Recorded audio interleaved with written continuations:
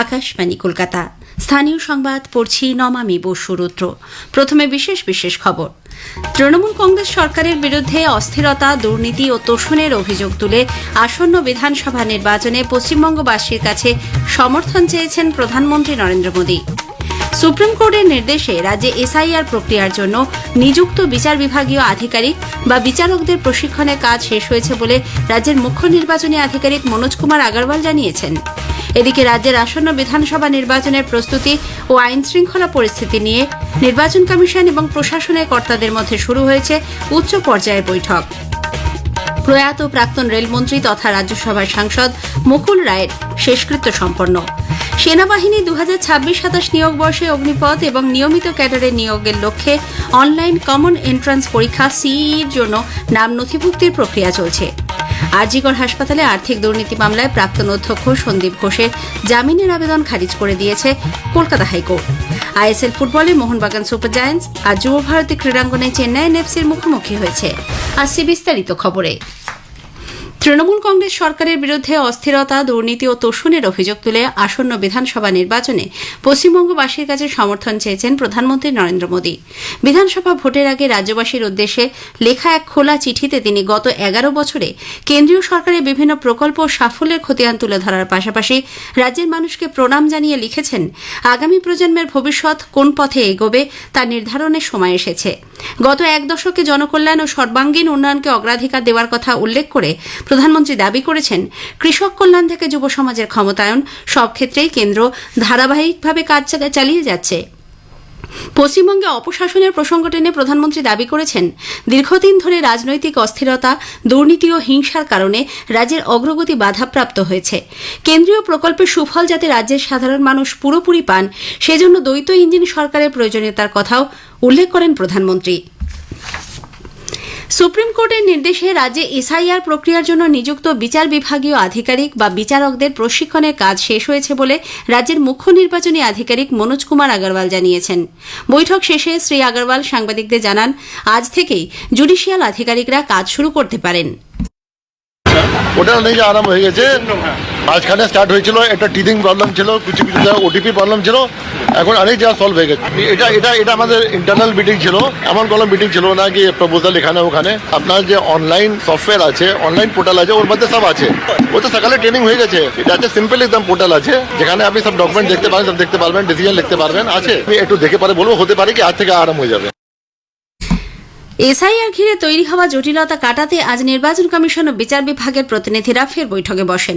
মূলত বিচার বিভাগের তরফে যে অস্পষ্টতা ছিল তার সমাধান করা হয়েছে। এই প্রক্রিয়ার ভবিষ্যৎ রূপরেখা নির্ধারণই ছিল আজকের বৈঠকের প্রধান বিষয়। একই সঙ্গে আজ পর্যন্ত কি কাজ হয়েছে এবং আগামী দিনে কোন পদ্ধতিতে কাজ এগোবে সে বিষয়েও একটি নির্দিষ্ট গাইডলাইন তৈরি হয়েছে। এদিকে বৈঠকে কলকাতা হাইকোর্টের প্রধান বিচারপতি সুজয় পাল স্পষ্ট জানিয়ে দিয়েছেন, নির্ধারিত গাইডলাইনের বাইরে কোনো কাজ করা যাবে না। আদালতের নির্দেশ মেনেই গোটা প্রক্রিয়া চালাতে হবে। কমিশনও এই কাজে প্রয়োজনীয় প্রশাসনিক সহায়তা দিতে প্রস্তুত। ভবিষ্যতে যদি নতুন করে কোনো আইনি প্রশ্ন ওঠে তাহলে ফের বৈঠক হতে পারে। অন্যদিকে নির্বাচন কমিশনের বিশেষ রোল অবজারভার সুব্রত গুপ্ত বলেছেন, এই প্রক্রিয়ায় নিযুক্ত বিচারকদের লগইন আইডি দেওয়া নিয়ে যে সমস্যা হচ্ছিল তার সমাধান হয়েছে।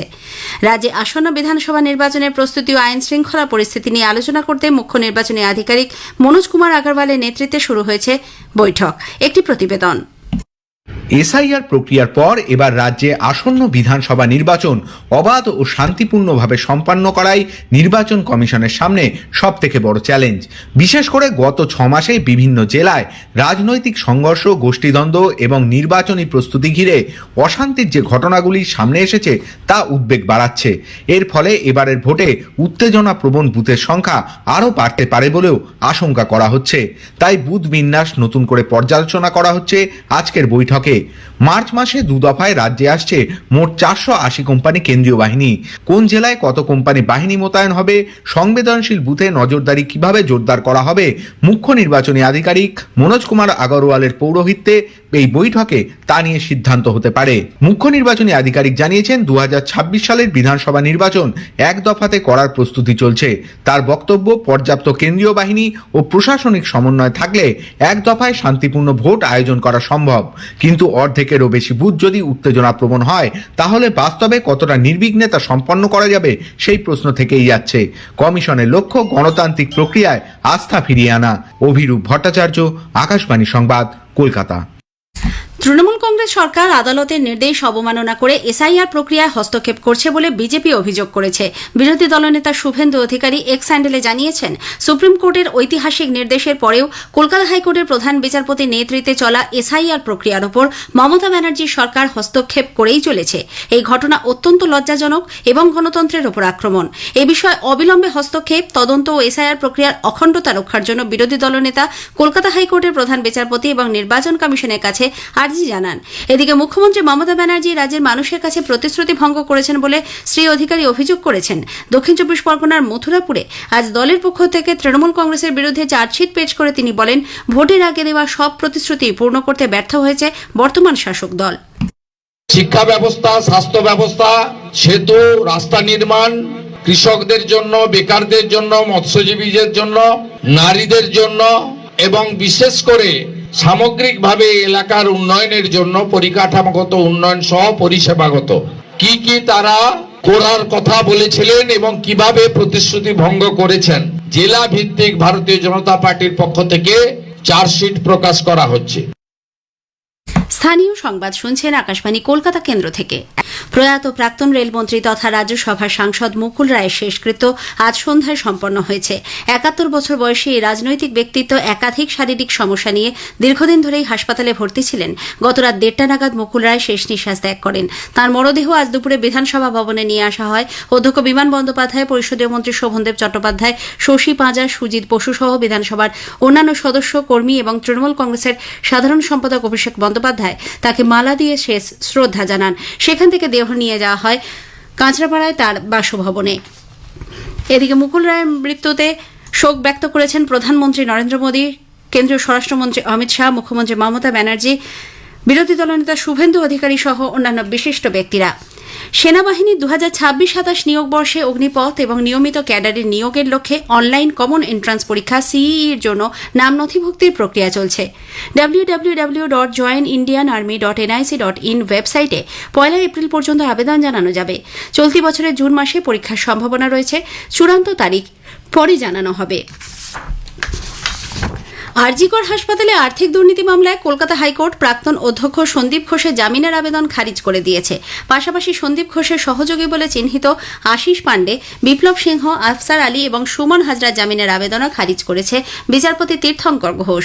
উল্লেখ্য, এই মামলায় 1.5 বছরের বেশি জেলবন্দী রয়েছেন চিকিৎসক সন্দীপ ঘোষ। কলকাতা সহ উত্তর ও দক্ষিণ চব্বিশ পরগনা এবং 2 মেদিনীপুর জেলায় আগামীকাল কোথাও কোথাও হালকা এবং কোথাও কোথাও বজ্রবিদ্যুৎ সহ বৃষ্টির সম্ভাবনা রয়েছে। বাতাসে জলীয় বাষ্পের পরিমাণ বৃদ্ধি পাওয়ায় এবং পশ্চিমী ঝঞ্ঝার কারণে রাজ্যে বৃষ্টির আবহাওয়া তৈরি হয়েছে বলে আলিপুর আবহাওয়া দপ্তর জানিয়েছে। যুব ভারতী ক্রীড়াঙ্গনে আজ আইএসএল ফুটবলে মোহনবাগান সুপার জায়ান্টস চেন্নাইন এফসির মুখোমুখি হয়েছে। একটু আগে পাওয়া খবরে জানা গেছে খেলা গোলশূন্য রয়েছে। ক্রীড়া সাংবাদিক তন্ময় বন্দ্যোপাধ্যায় প্রয়াত, বয়স হয়েছিল 48 বছর। বেশ কিছুদিন ধরেই তিনি দুরারোগ্য সমস্যায় ভুগছিলেন। কালান্তর প্রাত্যহিক সংবাদ, একদিন যুগসংঘ পত্রিকায় কাজ করেছেন তিনি। শেষ করার আগে স্থানীয় সংবাদের বিশেষ কিছু অংশ আরও একবার। তৃণমূল কংগ্রেস সরকারের বিরুদ্ধে অস্থিরতা, দুর্নীতি ও তোষণের অভিযোগ তুলে আসন্ন বিধানসভা নির্বাচনে পশ্চিমবঙ্গবাসীর কাছে সমর্থন চেয়েছেন প্রধানমন্ত্রী নরেন্দ্র মোদী। সুপ্রিম কোর্টের নির্দেশে রাজ্যে এসআইআর প্রক্রিয়ার জন্য নিযুক্ত বিচার বিভাগীয় আধিকারিকদের প্রশিক্ষণের কাজ শেষ হয়েছে বলে রাজ্যের মুখ্য নির্বাচনী আধিকারিক মনোজ কুমার আগরওয়াল জানিয়েছেন। প্রয়াত প্রাক্তন রেলমন্ত্রী তথা রাজ্যসভার সাংসদ মুকুল রায় শেষকৃত্য সম্পন্ন। আইএসএল ফুটবলে মোহনবাগান সুপার জায়ান্টস চেন্নাইন এফসির মুখোমুখি হয়েছে। খেলা গোলশূন্য রয়েছে। স্থানীয় সংবাদ শেষ হলো। এরপর খেলার খবর 8:10 মিনিটে।